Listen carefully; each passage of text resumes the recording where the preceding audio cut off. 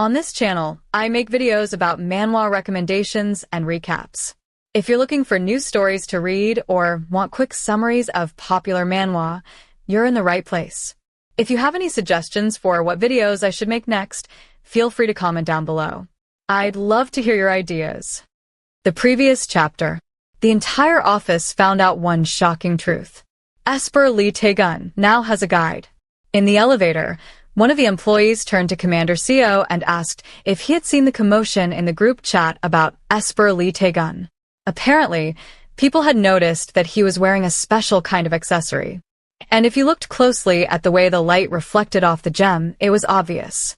It wasn't just jewelry. It was an amplifier. Everyone was now certain Taegun had a guide. Commander Seo chuckled and said, "Correct. And I am the guide of Esper Taegun." Everyone in the elevator froze in shock.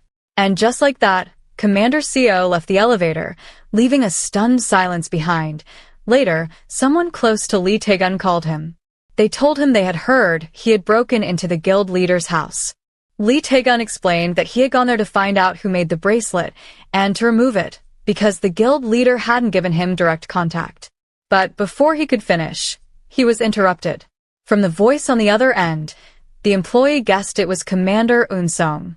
Commander Seo's voice came through, calm but teasing, asking why Taegun hadn't visited him first after the mission. Taegun answered nonchalantly, explaining that he hadn't visited because he couldn't even remove the bracelet.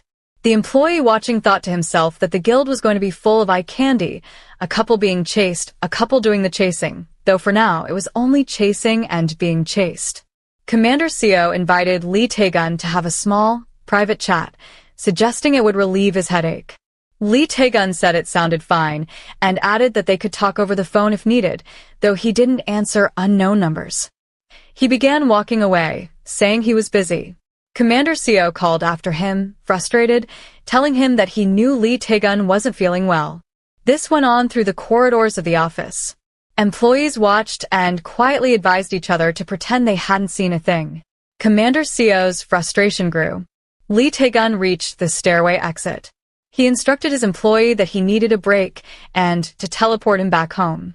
The employee agreed, but the moment he teleported, they appeared right in front of Seo Eunsung. Both froze in surprise. Taegun thought quickly that he could still avoid Seo at this distance, but then he froze, stunned by Seo's beauty. Dizzy, he stumbled and crashed into him. Luckily, he managed to hug him, avoiding any harm. Commander Seo wondered how Taegun had teleported and appeared right in front of him. He thanked him, but Taegun remained unresponsive. Seo lightly touched him and was shocked at what he saw, far beyond what he had expected. Suddenly, Taegun shouted into his phone. Seo stepped back, embarrassed. He invited Taegun again to hang out, saying it could just be a cup of tea. Taegun got up and asked why Commander Seo wanted to be his guide so badly, assuming it was because Seo wanted something from him. He kept staring at Seo's neck suspiciously. Commander Seo explained that he had gone through a dungeon alone and had wanted to check if Taegun had any injuries. He admitted that he had initially been hesitant, but had still worried that Taegun might get hurt. Taegun narrowed his eyes, questioning if Seo had been worried because they had been classmates in high school. Commander Seo froze, shocked that Taegun still remembered him.